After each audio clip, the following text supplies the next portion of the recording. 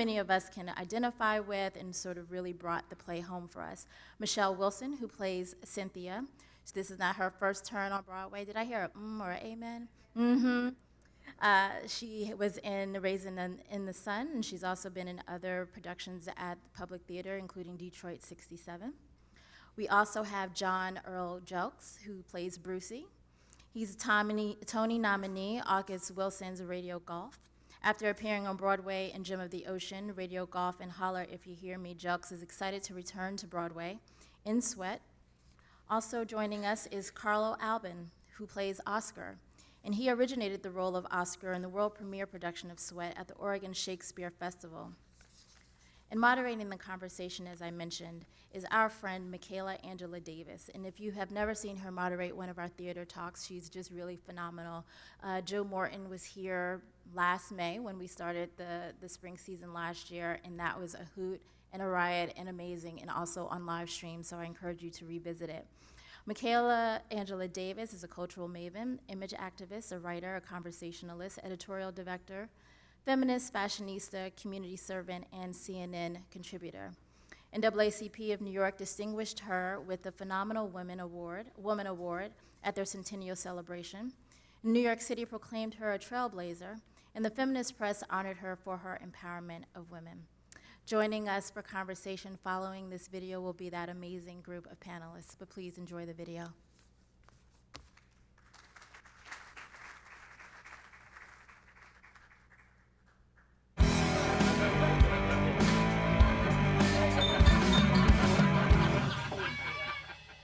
So many people can connect with it regardless of background or where they come from. Because it's just human beings up there. I mean, you fall in love with this community of folks, right? And there's something about being dropped in humor and love where you just don't have to pick a side. You can just be with these people and fall in love with them. Yeah. And I think that that's why art is so important. I love that Jason loves what he does. I mean, it's something I can identify with. He's a guy that growing up in school, there wasn't that much he was good at. So now he's found this thing where he's standing out and people are seeing him and commending him for what he's doing. And Lynn definitely wrote that.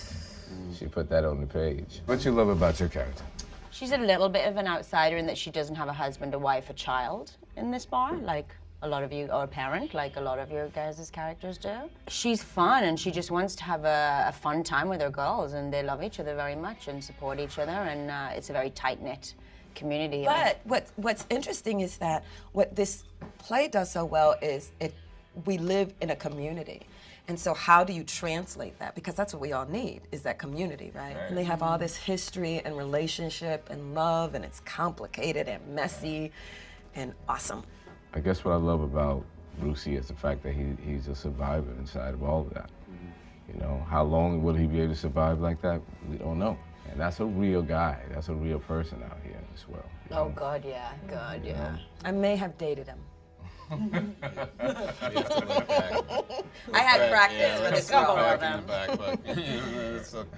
With Cynthia, I love the fact that she's ambitious, she's young and bright, her energy is, and she's just doing what you're supposed to do, right? You're supposed to, graduate high school, get married, have a baby, you work, and you want more, and you push for more. She's a real leader in the play, I think. Yeah.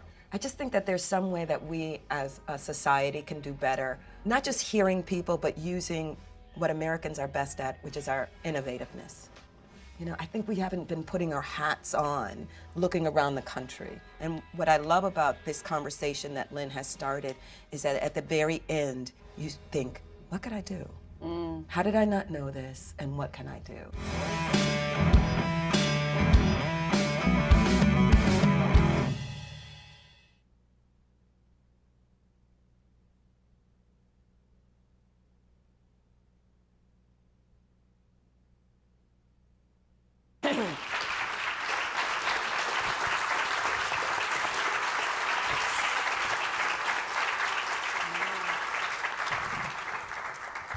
So after I saw that play, I didn't think about what can I do. I was like, what can I drink? Like, right? It was so cool. We were talking backstage. First, I really want to thank the Schomburg and Marcia for giving us this opportunity to have a conversation with the community about community, right? Because that's really important. And creating spaces is critical in this time. So thank you, and thank you community, beloved community, for coming. And please talk about the play, because it sounded like many of you had seen it. So, right? So get your people. I know I have to see it again, because it's one of those things, right? So Marcia, you gonna hook me up with some more tickets? Okay. You know, gotta get the hookup. Because it was so layered, Lynn. Like, you got so much in that one bar room. Like, you tapped into a very specific artery in, like, the American heart. And it's so relevant and urgent right now. I don't know what muses were talking to you and who moved you to get this play out at this time, but I, for one, want to thank you. You are a treasure, and this is the American play. Well, thank you. So I agree. y'all agree with that, right? You can say amen. So again, I was having a difficult time kind of organizing this conversation because there is so much. So I want to toss out some big themes. Sure. And then we can get into some little things. And really, you can respond to whichever ones you want to, and then I'm going to open it up. But, Okay. So, big themes. The dignity of work. Who defines America? Loss. Appropriate spaces for immigrants. Black ambition and white resentment. Let's start there. That's all. Oh my goodness. I don't even. You got genius. Like, I'm having a conversation with an actual genius. So I think we can handle these big things. But those, you packed a lot in. Sure. I mean, if we want to begin with loss of identity and how I came to write this play, was really sitting in a circle with a group of steel workers who were defined very much by what they did for generations. Yeah. And these were predominantly white men who got up in the morning, they went to work, they left their jobs, they went to the bars, on the weekends they barbecued, and they made $35 to $45 an hour. And then they showed up their workplace one day and their jobs were gone. And with it, their sense of self and their identity. And without that, they didn't know who they were. You know, unlike so many folks of color, I think that we have to spend so much time asserting self, and our identity is so much part of who we are, that when there are times of struggle, that's where we retreat, that's our comfort zone. Yeah. And I think for them, they didn't have that comfort zone, because I don't think they know who they are without, their white privilege and without their work. But what made you go there? And why didn't you bring Hillary Clinton? I asked her to the bars to talk to white workers.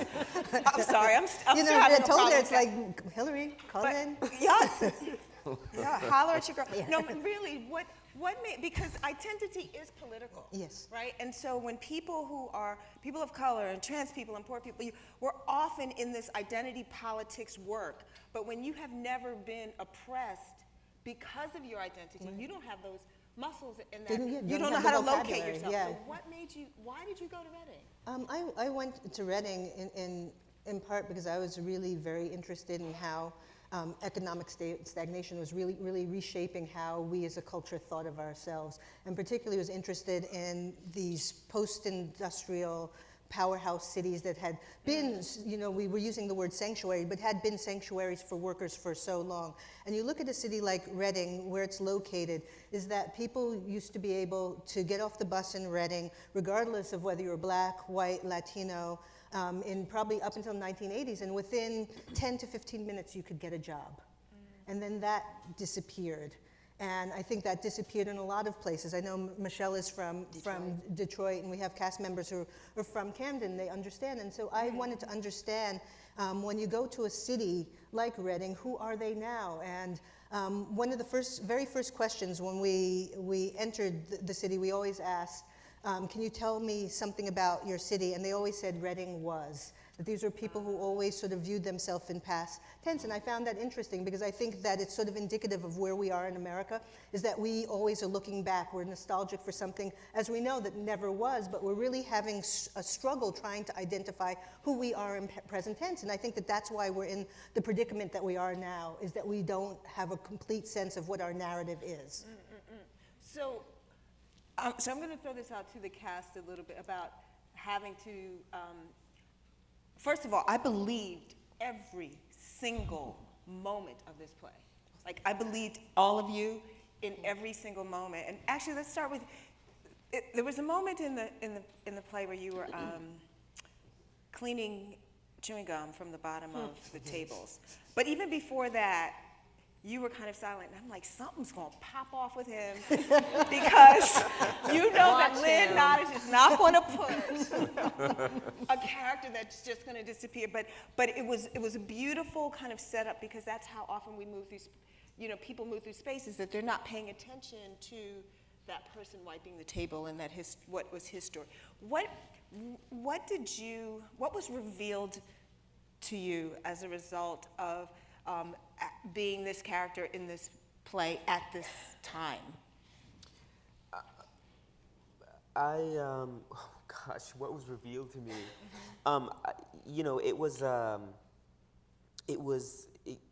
The experience of doing this play and discovering this character took me by surprise, because usually as an actor I have to work really hard to kind of like sink into a character. It takes me a long time to figure out, okay, well, what's he saying and what's he doing and like what does this mean?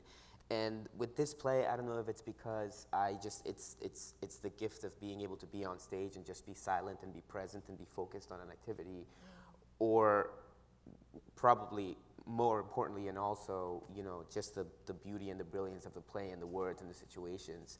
I just found myself kind of really sinking into this character naturally without having to like, I didn't have to force it or push. And I found myself being really affected by the situation that the character finds himself in, and it really just kind of like sinking into my skin very quickly. And it's really an incredible experience to be on stage where it's about human connection and interaction, and spend the majority of the play not making eye contact with the people in the room, And I was like, God, I've personally never really had that experience. So what does that mean, and what does that do to you? That was, it really is quite an experience. That was something that was revealed to me, and there's so many, there's so many people that we go through in our daily lives that actually have that experience, those guys that are working in the bars and cleaning the tables and picking up our food and that we don't acknowledge on a daily basis. Yeah, I was also saying to Lynn backstage, I was in Atlanta and I happened to be in a hotel, this weekend I was in a hotel room with a lot of folks from the NRA. There was NRA. But what was crazy, I was there because there was this huge black feminist conference and we were all in the same hotel. Nice. But you know what? That's America. Nice. But no, it That was. is America, no place else. It was crazy, like Pearl Cleage and NRA. But, so Michelle, because I saw Sweat, I was able to look at those the people from the NRA with a different kind of lens. I'm not gonna get crazy and say, oh, now I understand you and I have all this compassion, let's go have a beer. But I did have another, a softer lens, I guess, as a direct result of seeing Sweat. So that's the power of art and good theater. And Michelle, your character, you have an intimate relationship with with folks that could be members of the NRA. Like, this is your girl and your friendship, but then there's also parts of you and your life, meaning your character's life, that when you are in relationship with white working class folks, there's parts of you that you have to maneuver that they're never aware of, that don't get revealed until later. So talk about that. As a single mother, and I've had to step in and out of art to provide, I've always found so much solace in women of different colors, and particularly in workspaces, the way that women can surround each other and support each other, and this is what these women do. You know, the majority of their lives they're spending with each other, not with their families, but at work with each other, trying to, you know, provide and conquer. And there's real deep love there, but there's the unspoken, right? That they just, there's a bridge, and it doesn't really get revealed until the tension, until the economic tension starts really shaking it. I think that there's been plenty of times where Cynthia has just rolled her eyes, here we go, you know. They don't even know what they're saying and what it means to me. You did it so beautifully in a way that for many of us, because also, you know, it's Broadway, it's theater, there were mostly white folks in the audience, and it was very interesting and I was with a young, young black woman, and we were hyper aware of what you were doing, and also we were hyper aware of what some people were kind of responding to and laughing at, and what some other people were not. So all those nuances come out from really what's on the good page. writing and really good directing. That's right. Do you know? I mean, there's And a really good acting. well, we'll take it, but there's a collaboration of energy up there that is just so powerful to be in the middle of. I do, maybe, I don't want to insert my opinion, but what we did talk about afterwards was this idea of resentment on black ambition, meaning your son wanted to go to college, and you wanted to be a supervisor, and you saw that as a possibility inside of a white space that was like, no, this is enough, I'm good, this is enough, this is what my people have always done. So what happened to you in them? Like, are you aware of that moment in your life or in Cynthia's life, this idea that now that you want to, and you and your son want to move forward, and the resistance and or the resentment that came with that? I mean, I think we're always conscious of, and like we were saying, particularly black folks, of the crab in the barrel mentality. You know, this is not foreign to us striving. And we're used to being made out to be the pariahs, something that we're not. Somebody else is defining us outside of ourselves. But just in terms of doing this piece, what Lynn has done is like radically contextualized people who have been invisible and voiceless. And so it's very easy to step into that because you're mirroring and mirroring and mirroring, you know, doing this play. You're mirroring relationships, but you're mirroring society. And you're mirroring the experiences the people are having out in the audiences and taking this in. Like, I never thought that this woman, you know, would be punished for being ambitious. It's just things that people don't think about. And so because she doesn't pathologize these people, and they're just so human, and you make the mistake of falling in love with them by 1, 2, you're like, I'm in. You know? So, speaking of falling in love. Fall in love, man. We're going to bring this one to you. Oh, no. And how familiar and lovable and frustrating and wonderful and beautiful and flawed your character is, and your performance. And your I don't know, your tenacity, like there's both survival and brokenness kind of working with and against each other. Any big, you know, themes that was revealed, that have been revealed to you as you walk through your character? Well, the only thing that's been, it's been plenty of things that's been revealed, but that balance that you was talking about, you know, of the struggle between the two is not easy, you know, because when a man is at the point that he feels like he's going to be broken and trying to survive and hold on to that, it's one of those things that you're saying, okay, I got one more day to get it right. Do you know what I mean? So every day he wakes up, he's hopeful that this is the day he's going to get it right. But by the end of the day, he don't. So it's like, would I get it right tomorrow? Hoping that he have a chance. But what was revealed to me is that there's always hope. I mean, the way that Lynn wrote this, he wrote him as a very hopeful character. I mean, he wasn't totally broken. You know what I mean? I mean, the drugs had pretty much got the best of him, but for the most part, he was still struggling. And that was because of love. He loved his family, he loved his son. So every day he was trying to get right because he was hoping that he can get back with her and maybe be a better father.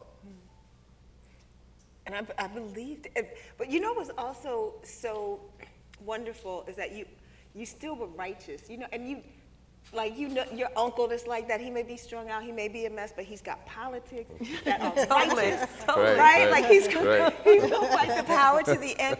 And there's a sexiness, like even though he took the fish, he took the fish, but at the same time he's like, "Oh, you look good." You're like, "Oh Lord, here we go." Like that was so real.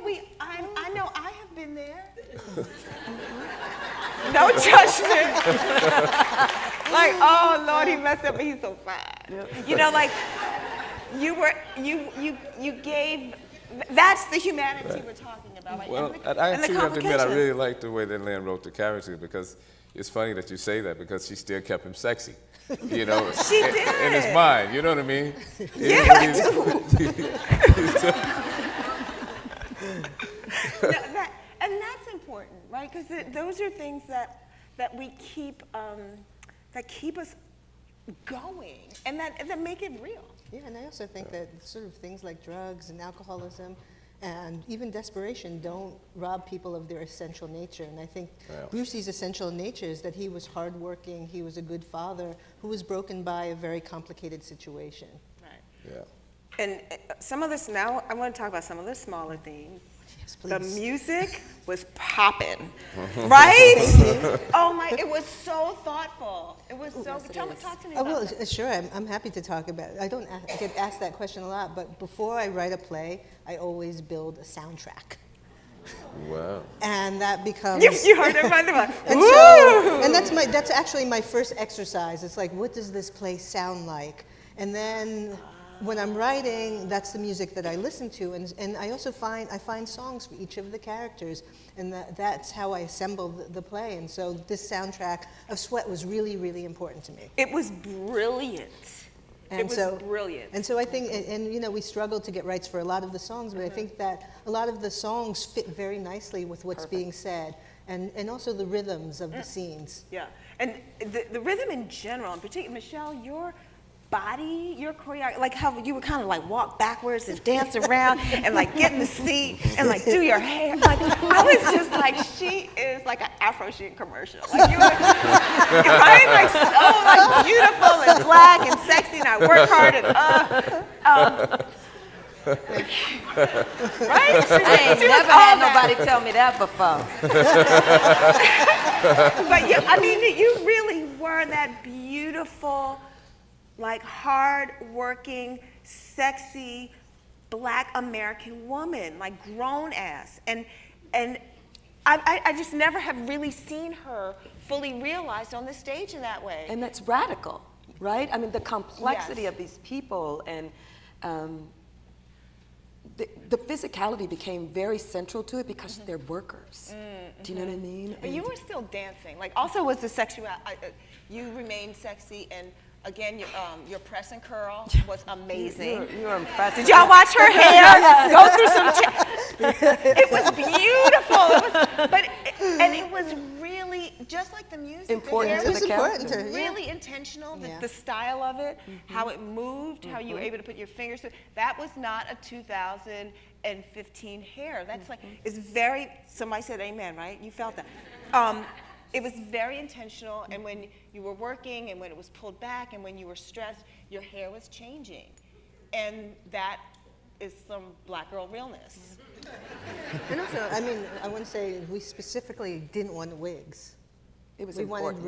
It was very important for the real hair to be there. That. Yeah. The real hair had to be there. Had to be there. That's part of the storytelling. I mean, Black women in their hair, come on.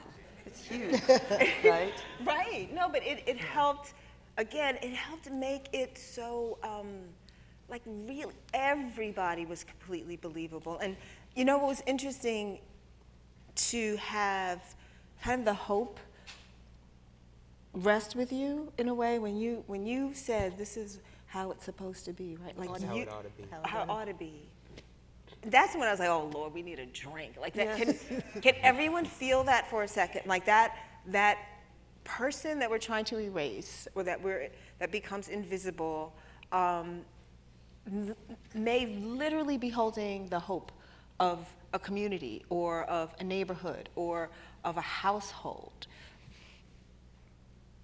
Speak to that. Well, I think one of the things about Oscar is that he's always listening, and there's moments in the play that I think there's this little speech that Stan has at the beginning of the play where he's talking about that the bosses are never around, that that the boss at the factory is not on the floor, and he doesn't know what the workers are going through. And he hears Stan say that when he got hurt, nobody went to visit him in the hospital from the company. They only went when they sent the lawyers to sue. Or I think the conversation that he has with Tracy outside, where where she's telling him about what the town used to be. And I think that Oscar really hears that. I think it's like mindfulness, and he remembers these things, and because it's also his town. He's from there. And so I think that what's beautiful about that last moment in the play is that I think he's trying to like hold all those things together. He has that line to Chris where he says, I've been trying to keep it up, talking about the bar. Like he's trying to make those little improvements. He's, and I think, I think he's also trying to do right by the community that he had a part in helping to tear down. I mean, did he feel like he had a part in it, or did they assign everybody? Yeah, I think that, all of the characters are complicit. No one is completely innocent in the play. Everyone plays a role in that final moment. That no one is innocent. And to also answer your question, I think one of the things that's really interesting about the character of Oscar is that he's one of the few characters that's deeply and profoundly invested in the future of Reading. Yeah. Is that he's the one who can look beyond sort of the destruction and see something beautiful and bright, which I think because of all of the circumstances that the other characters are struggling to see beyond their own pain and their own anxiety. And I think that is the beauty of having immigrants in a community, is because they don't have the same history of, they can perhaps see possibility where there's a lot of pain being triggered between people who have been in the community for a long time. And what was beautiful about they're free to dream. Exactly. But also how you were able to, Lynn, give respect to everybody's pain. And it was a different levels, right? Like there's, it's clearly the white workers' pain, clearly, there's Black American pain, and clearly there's immigrant pain. Yeah. And they're all coming at it from a different place. But what's interesting, and what I think you are inviting people to understand, is that because white pain in that way is relatively new, like in this large scale. And we saw it in this election where people have not been able to work, that they feel left out in a very, very new way. And so now, here it is, everybody in this bar room, and here's your pain, and let's hear it. Where you Well, when I began sort of researching and trying to figure out what was happening in this town, I really leaned and led with my empathy. And it's a phrase that I often use is like replace judgment with curiosity, is try and not go in with some notions of what I'm going to hear, but really listen, and listen with a kind of open-mindedness, which I think is why I was able to create the characters the way that they were, is because I recognized their pain, and I thought, you're suffering, and I see that. And how do I process that and write about it, rather than saying, you know what, I'm going to turn away, I don't care about your pain, I'm going to sort of just deal with your pain.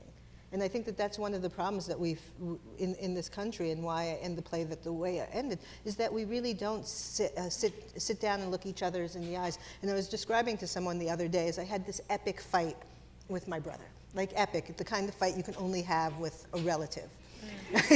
In which, at some point, we're both straining our vocal cords and we're screaming at each other at the top of our lungs. And really, we both wanted exactly the same thing, which is for my father, who's very ill, to be taken care of. But at some point, I realized we cannot hear each other because both of us have a certain sense of how we should be conducting ourselves and what is best for him, even though we want the same thing. And at some point, I took him and I sat him down. I said, shh. And we looked each other in the eyes, and I thought, we have to do that more often. And I think that that's true in this culture, is that we're now at the fever pitch where we really can't communicate anymore. And I understand that, and I find myself a lot of times shouting, and I don't want to look someone in the eyes. And that's why I end the play where I end, is with these 4 men standing on the stage in this fractured togetherness, trying to figure out what to say to each other in the next moment. But I don't know that we've ever been good at having complicated, nuanced That's conversations true, in but the public sphere, and that's why art is so important, right? Yeah. It's not the binary, it's not us, the binary. them. You know, it's not the American football game. It's not that puritanical binary, right, wrong, black, white. We have to make space for these complicated, nuanced conversations. And I go back to, that's why having a Lynn Nottage is so important, so that we can reframe the gaze, right? And have this radical reconceptualization of how we can communicate and what we should probably be talking about. But it takes courage. It takes a lot of It's scary. It's fearless. scary, and Fearless. Or you know, I don't know so much if But it's it was, fearless, I mean, but courageous. but it Like you're was. afraid to get into it, but you did. I was afraid when I sat down. I was afraid to write some of these characters. I was afraid once I put these characters out into the universe, how people would respond to them. But I do think, I mean, you talk about the role of the artist, particularly in moments like this. I had a friend who described it as that we can't be first responders, but because first responders are the people who come with first aid. But we're the second responders. We're the people after the person has been injured that read them the stories and help them process their pain. And I think that now that's really, really important for us to be doing that kind of work. And to, as you use the word courageous, is to be a little more courageous and to lean into this moment with fearlessness. Well, it's a courageous piece of work. Has it caused any interesting conversations in your personal lives, like to the cast? Yeah, absolutely. It's gotten to the point now when I talk to my friends about this, they always, they talking more hopeful about what they can do, you know? Really? How they can make a difference, when before it was more selfish, you know? Especially after this election, you know? Yeah. Everybody's trying to figure out what can they do now, you know? Yeah. So yeah, it's changed them in a lot of ways, especially my friends have seen this play. What about you? I feel like it's changed me. You know, I really do. I feel like the experience of this play has changed me and made me a little more open. I don't think it's changed my politics, but I think it's changed my openness a little bit. You know, and that's extraordinary in and of itself. Yeah, it's interesting. There's one of the white artistic directors of a theater where this play was done. After he saw it, he said that he walks through the building that he curates every single day, and he realized that there's a huge swath of the people working there who he doesn't know their names and he doesn't say good morning to. And it said it made him much more mindful about how he moves through the universe. That's power, right? Yeah. We were talking before again about the power of culture and how, you know, particularly being in such a cultureless administration, how that was polite. That was polite. That was polite. Yes. I was being really nice. Yes. That was really So impressive. we're just talking about how like we were pining for the brilliance of Bush. Like, damn. Like, Bush painted dogs. Oh my God. But That's how so funny. how the power of culture really is what can move. Like, there is no radical change without art, right? And so the fact that you are that you have created, like you just heard, this was testimony to individual change, let alone all the people that came to see it. What were you afraid that people would say in terms of, like, what do you think some of the pushback or the clapback would have been while these characters were being revealed? And when did you start writing this? Like, how did you know? Well, I began researching the play in 2011, and then I guess when we first performed it 2 years ago in Oregon, so a number of years ago. Oh my God! I It began hurts writing now. it. Yeah, well, Yeah, this has been going on for a while. Yeah, People have been suffering. Yeah, people have been suffering for a People have long been time. suffering for a long time. Yeah, And this isn't. there's It's not a something new also- phenomena. It's not something that happened in 2017. No, but I'm just, Yeah. I just, The cast is Yes. complicit, right? We're all Yeah. part of it, but the audience. Right. I mean, I feel like there's a part of the audience that vibrates like, how did we not know? Yeah. Or how did we not invest enough caring Yeah. into the lives of these people? So it puts it back into our hands as a community, as a society. Yeah. Do you know, we are watching people. I'm from Detroit. We've been hurting like this for a long time. Yeah. Well, you we know. were stripped, do you know? but I And- mean, look, black women, wait, Yep. Yep. yeah, look.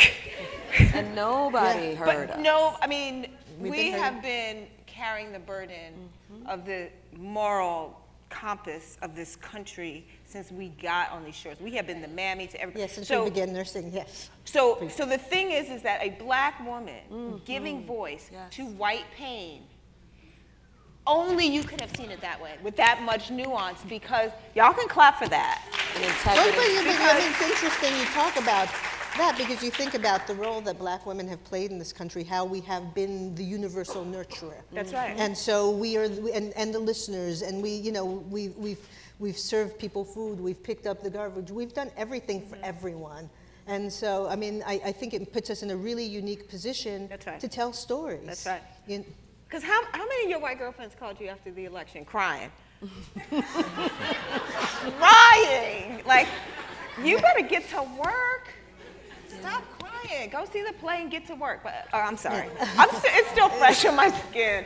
But it really is the advantage Yes, it is. of living this life. Like you have like no one else could have the capacity to really see all the nuances and all the, like, you can see a black man's pain, you can see, you know? Well, you know, it's interesting what Carlo was talking about in with regards to his character. When you're relatively invisible and people don't see you, it allows you to And you can negotiate eavesdrop, that's right. spaces and to witness in ways that others don't. And I think that it allowed me to go into Reading and talk to people because on some level, when they were talking to me, I think they felt like they were talking to no one, which allowed them to release, and which is horrible Wait, to but say. y'all just let that sit for a minute.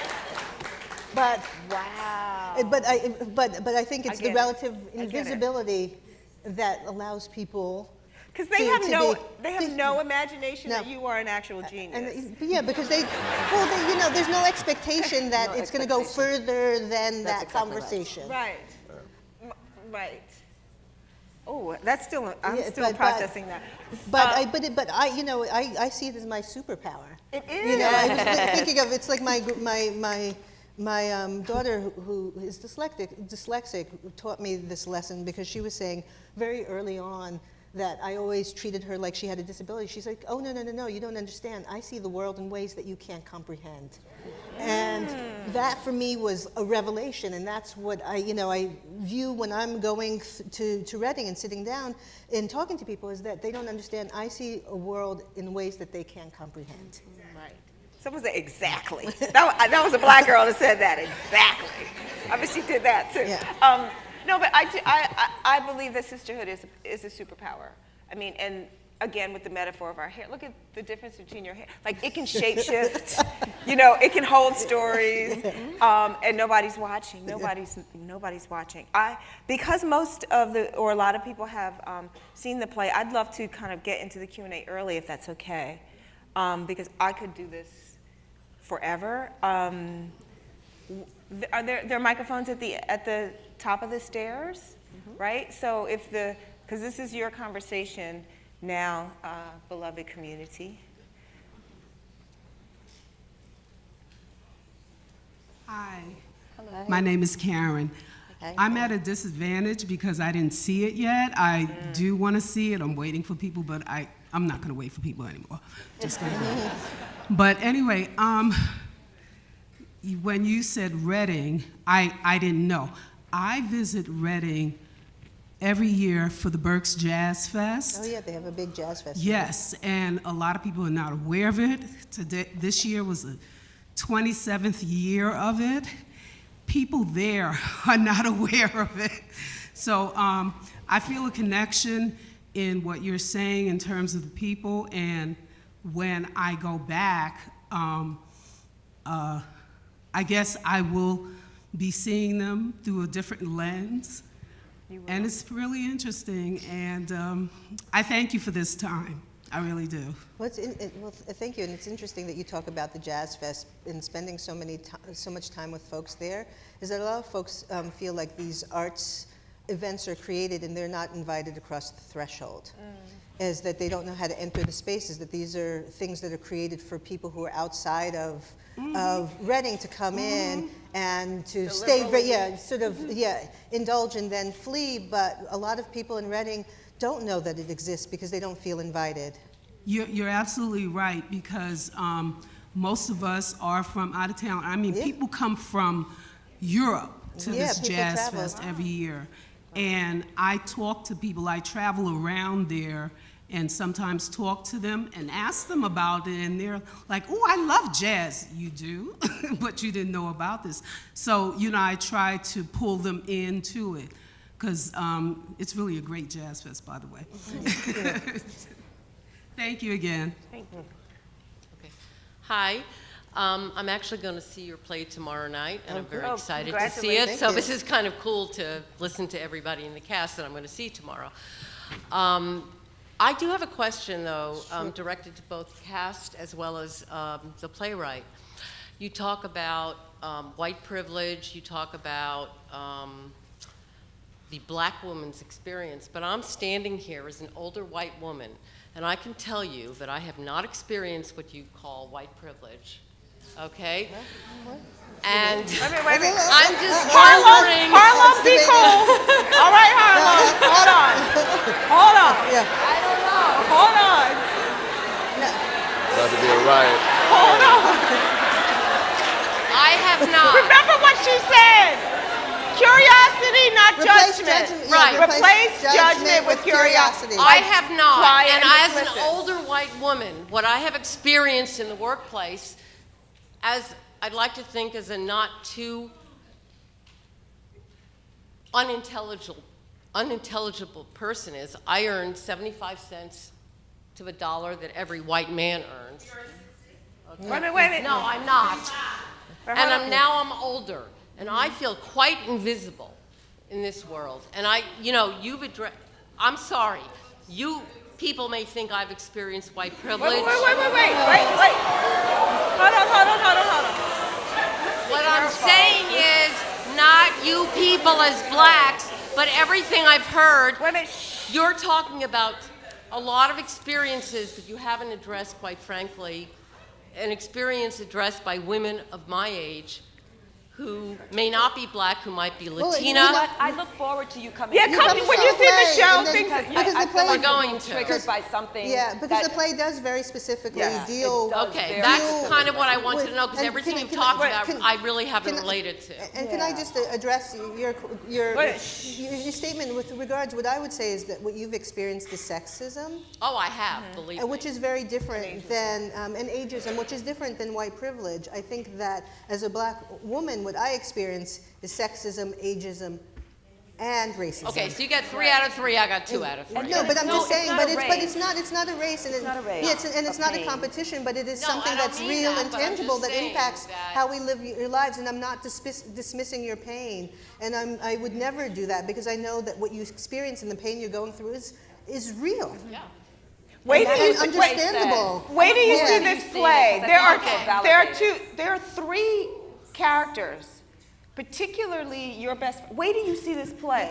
You're gonna come back and have a conversation with, because what you're talking about is so realized. There's a scene with that he was referring to that will blow your mind. Okay, then I look forward to that very much. But thank you for listening. Yeah, and bring friends and talk afterwards, and talk to a black woman after you see it, and learn something together. No, I'm being real talk. Like, this is this moment and this play and this moment that we're in this country is a real opportunity for us to hear each other in ways that we've never And we got to stop invalidating each other. Yeah. So, do you know what I mean? But also, I want to nowhere. be clear too. I am at the Schomburg, and I am in Harlem, and this is the beloved Black Village. So often, no, but often you have come to the Schomburg and you have come to Harlem. So the fact that we do look through things with a particularly Black attention is a privilege, right? It's a privilege for you to be in a historic Black space and hear us talking about America through this lens, right? So I just offer that. Because environments matter. So in context. And context. Matt. No, I you see have you a at lot. the, teachers at the mic. No, there's a lot of time. I just good. wanted to, see how many people we had who were asking questions, and also just making sure that we were being a respectful audience to all the questions that are going to be posed here today, because I do think that this is such a unique opportunity to have this conversation here at the Schomburg Center, because I agree, the play tells all the sides, I think, in a very interesting way. Interesting way. It really does. But for those who may have never heard, literally out of the mouths of people of color, of Black people, this viewpoint, I think it's a great opportunity to also engage the conversation based on your particular viewpoint, as well as the ones that are being expressed here today. But certainly the play delves into so many sides of it, and I just want to make sure that we don't lock anybody out of the conversation, but also know that you are in a particular space. So Ms. Nottage, welcome. Thank you. Glad to see you. Now, I've seen 5 of your plays, so you're costing me a lot of money. But I've enjoyed everything. Oh, thank you. And doing research on you, I see that, if I could just stretch it out a little bit, you were really writing comedy earlier. I am, yeah, I still am. And I just wanted to know, how did you get from Meet Vera Stark to this play?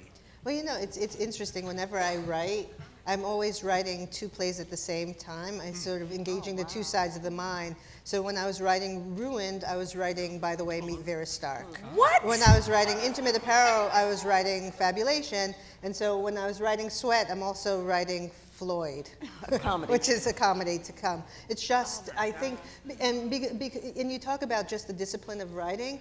If I didn't have those 2 things, when it got too hard, I'd step away from my computer if I didn't have the place of humor to retreat to. And so this allows me to stay at my computer and make that shift, that emotional shift.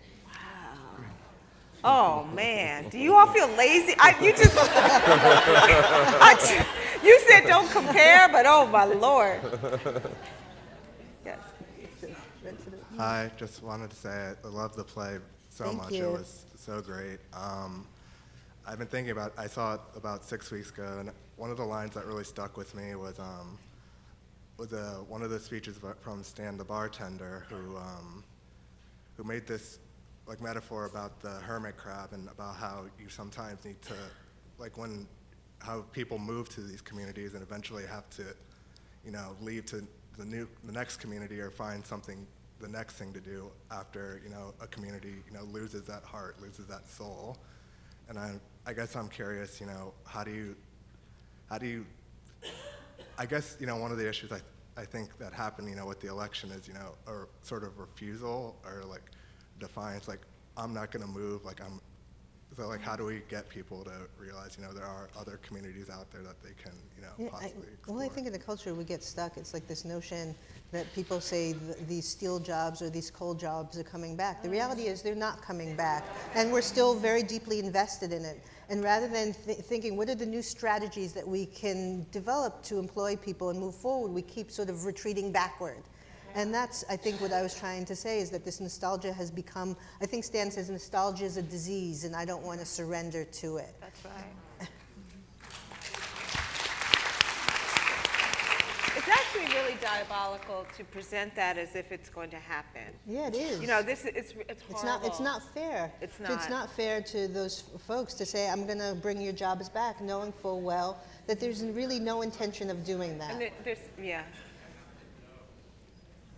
I saw the play also, and I thought it was very, very powerful. Thank you. And there were 2 things I'd like to say, if I may. I agree with the other speaker, and one of the things I was going to say is I found the bartender a very interesting character, and he sort of pulled everyone together at certain points.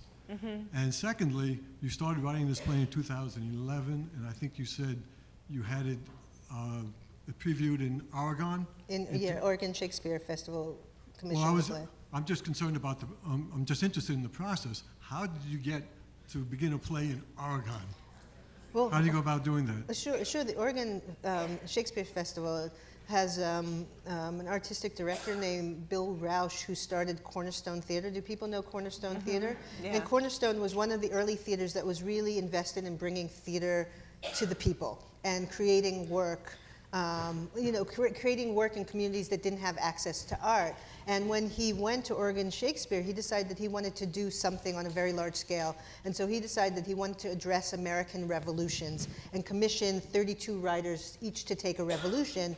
And I decided the revolution that I wanted to focus on was the de-industrial revolution, which I think is going to be, when we look back, one of the pivotal moments in our American history. Absolutely. Thank you.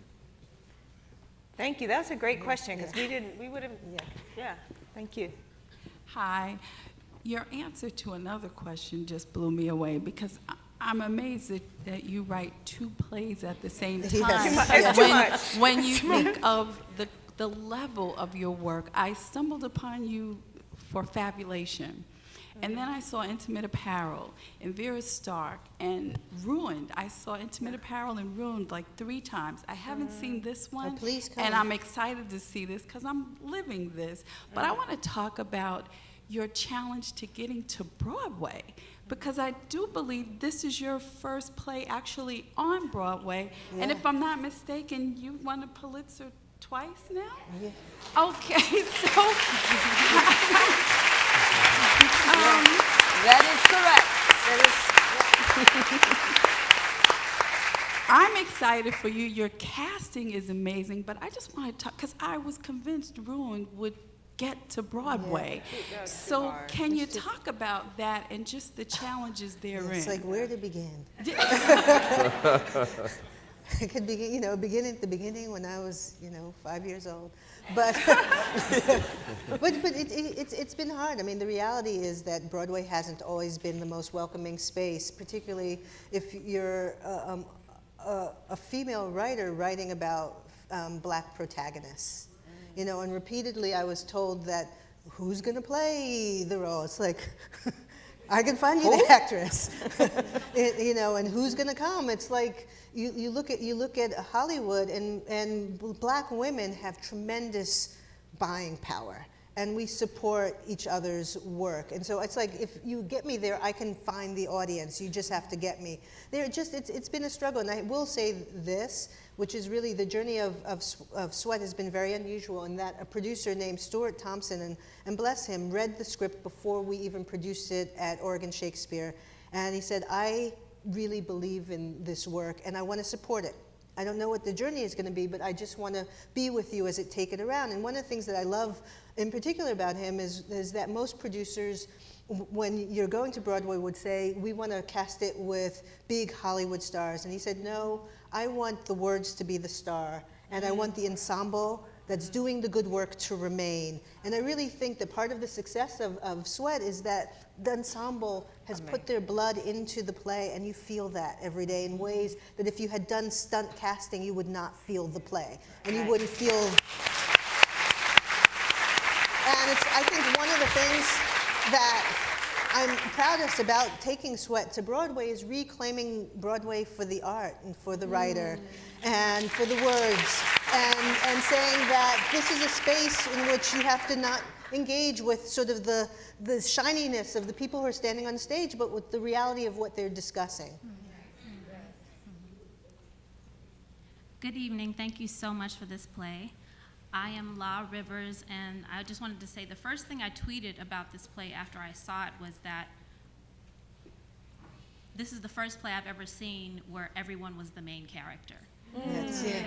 It's the first play I've ever seen where every character was completely served, no one was in the shadow, and because we all deal with a very different set of challenges in the way that the United States is set up. It's set up to divide. It's the only way that it can conquer. Sometimes we don't see the other side or the other perspective. So if you see this play everyone's in this play.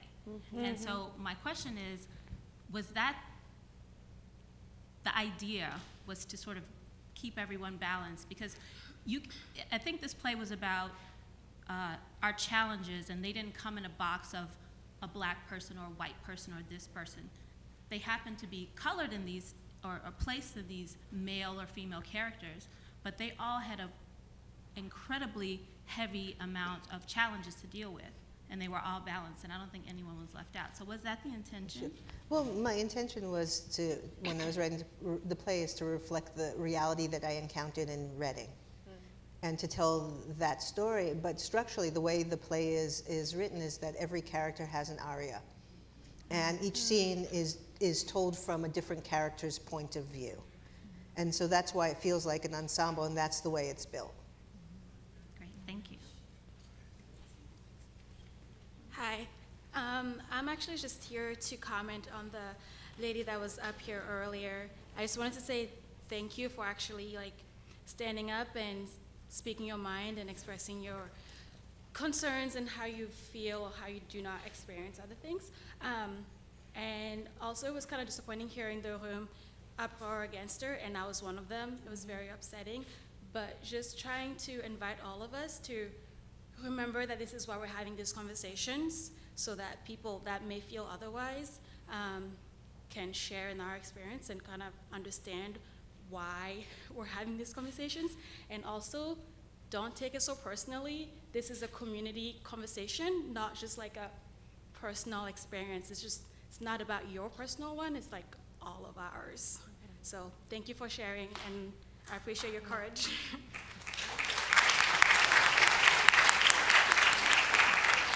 It's church up in here. Testifying. Yeah. That's what happens at the Schomburg. We get real. We have feelings. Yes. Good evening. Thank you to the Schomburg Center for hosting this great panel, and thank you to the cast and Ms. Nottage for being here, and Ms. Davis, my namesake. We're not related, but I have a comment and a question.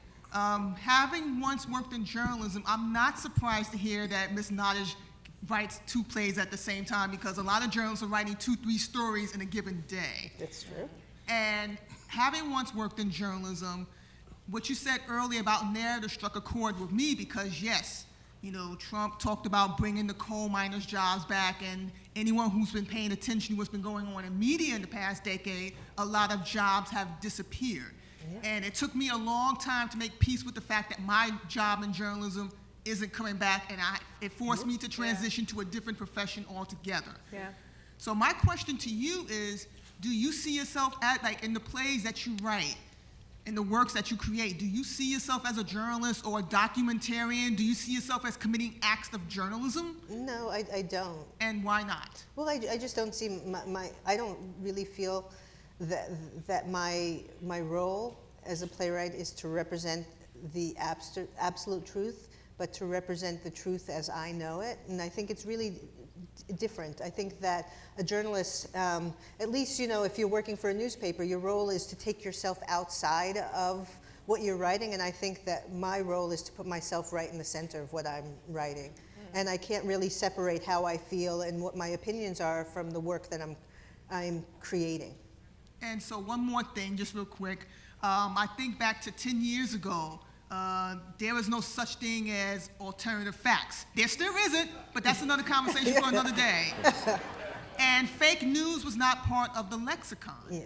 And so I wonder, with plays, with what you're doing, how do you see yourself moving the conversation forward, or can you? Because I don't think, because I'm not a journalist, I don't think that my role is the same as that of a journalist. So I don't see myself as playing that part. Well, thank you for taking my questions. Thank you. And also, let's all be mindful of the room and the time. Yeah. Okay, thank you.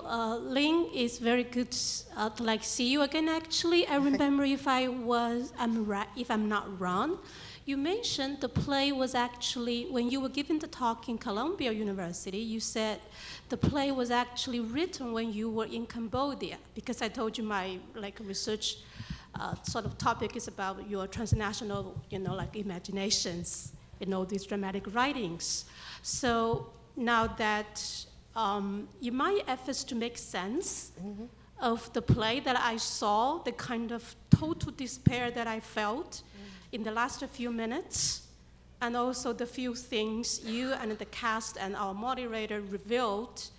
And then may I just follow, given also today is the Labor Day, and you said you would like to represent the truth. Oh, that's true, it is, it's Labor Yeah, Day. yeah, the truth of this post-industrial society, of industrial revolution. This is not just realities of Reading, it's reality all over the world. I mean, almost, I'm sorry. But then what are the exact truths, like you come to see or you would like to project with the play about this revolution, industrial revolution as it has been developing, like the way it is today, and the significance of that doing the play in Cambodia? Thank you. It's interesting, the play that was done in Cambodia actually was ruined and not this. Oh, it was Ruined was written in Cambodia. Okay, I'm sorry. No, Ruined wasn't written, but we took Ruined to in fact, we did Ruined in Cambodia twice. Oh, okay. And so, Thank you. yeah, so it was completely separate. But I think in terms of the truths that I was hunting for was the individual truths of these characters who were experiencing a real economic hardship and who had literally the rug pulled out from underside them and didn't understand sort of the larger political context of that. And so what do I want? I want us to really be mindful of the way in which we treat each other in this country or even in this world. And you talk about economic insecurity as a journalist. I think that all of us sitting up here on the stage as artists know more about economic insecurity than the majority of folks. And so it's a reality that we live on a regular basis. So if I could, thank you. Could I get a raise of hands of the questions that we have left? Who's standing? You? Okay. If we could take 2 questions at a time and then have you all respond accordingly, and if we can keep it to a question, unless you have something really nice that you want to say. I do, but I have a question. I grew up in a place, Martinsville, Virginia, and this story is very much the same thing that happened in Virginia, and I'm sure in many places, but specifically there's a book called Factory Man that talks about the systemic rug being pulled out. And specifically in Bassett Furniture. And so I'm wondering in Reading, were those workers aware of that, the systemic taking away of their jobs? And the book talks about it, about how bringing in Asian and people from China and to study the factory, how they're doing their work. They think they're training for them to take those factories, and they're actually selling those jobs away. I think at the moment when the play takes place, I don't think that people had a firm understanding of the systemic sort of disappearing of their jobs. I think now, looking back, people definitely understand. Or even, you know, in retrospect. But I don't think in the moment. I think that people were living inside of their work, and it happened so quickly that I don't think people had the larger context when it was happening.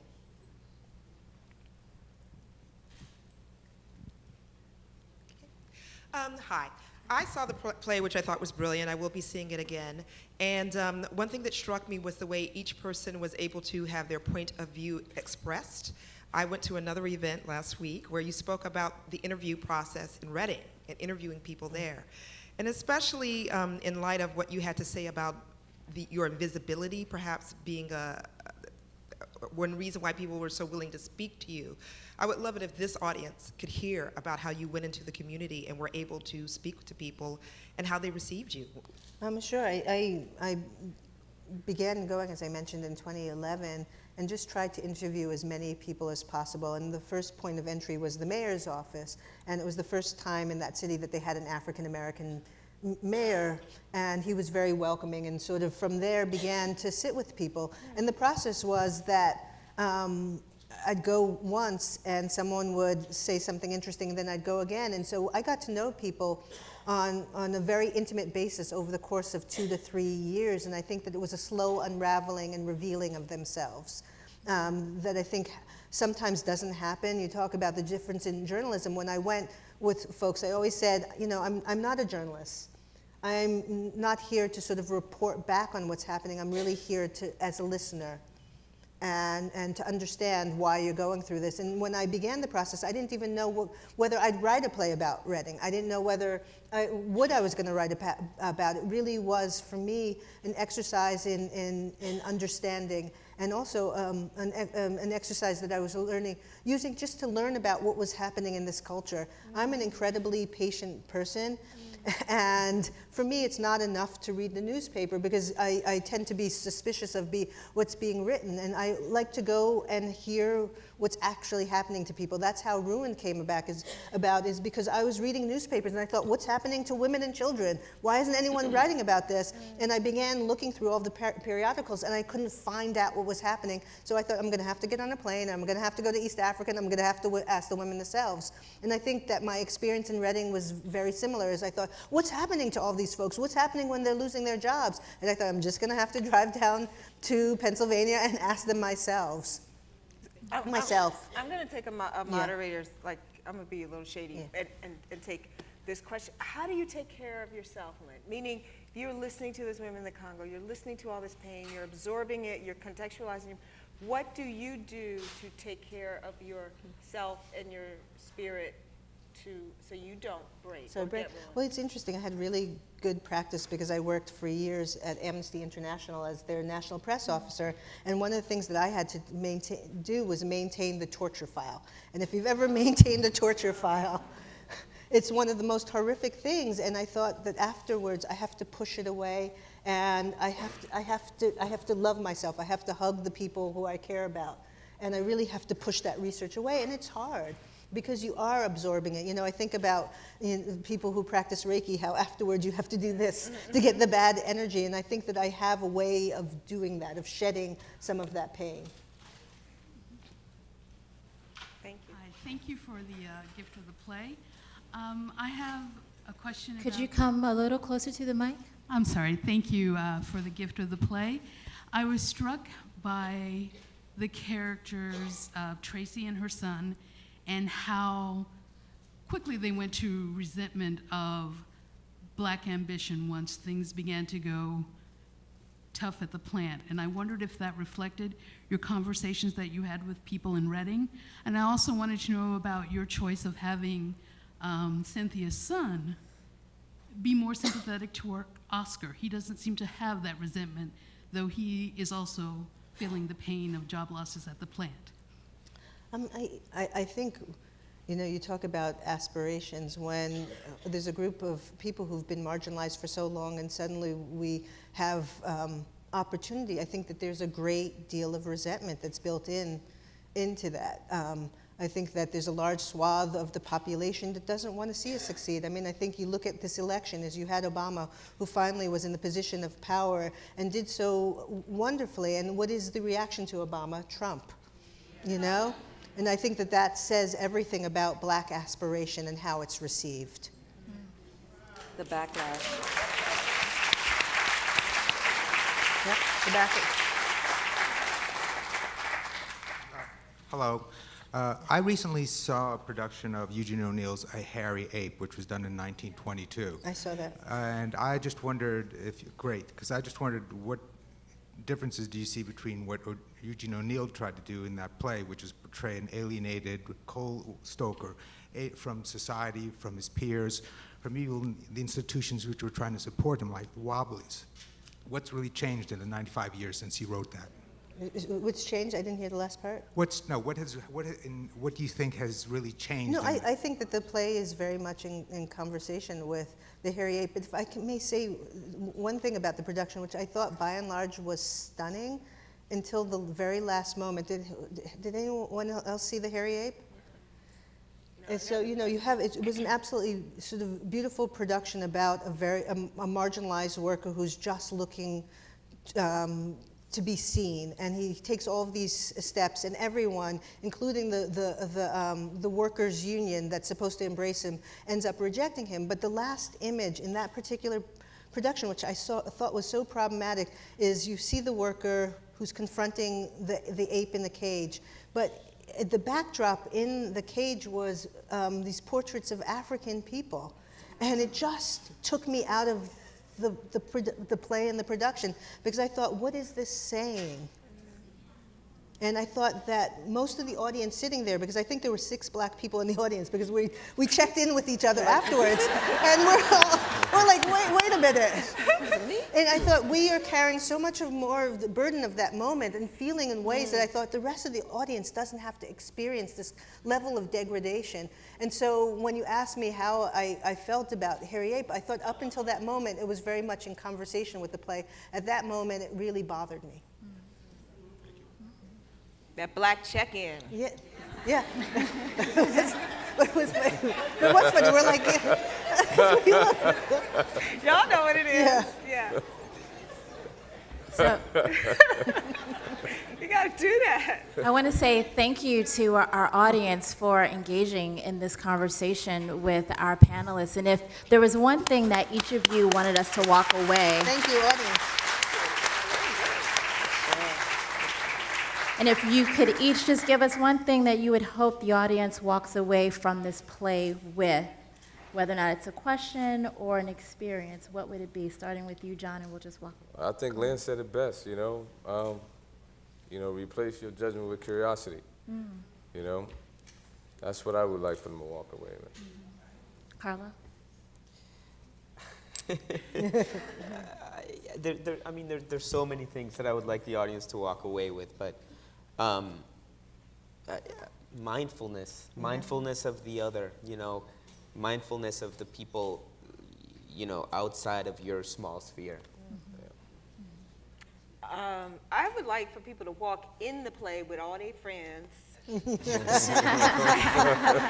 cousins and them, and then have dinner parties. Like, have conversation with people. Like, what we had here was a community conversation, and just like a family, sometimes things pop off, and you give yourselves permission to feel it and have the emotion and go through it and try to, and sometimes listen to the yearning underneath the loud voices, because there's always yearning underneath. But really see the play again, tell friends, tweet about it, use your Facebook, use your social media, get your family members to be engaged, because also, as Lynn said, very few plays that are written by black women make it to Broadway, and there's a lot of conversation about who's going to see it, and show them who's going to see it, right? Yeah. Like, let folks know that there's an audience for American stories. Yeah.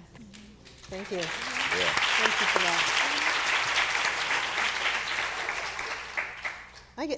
For me, I really want people to leave wanting to have conversation. And it's, we're all in this together, it's not us versus them. It hasn't worked for us. We're falling apart under that kind of psychology, and it's just too damn burdensome. So how do we push through and figure out the we of this,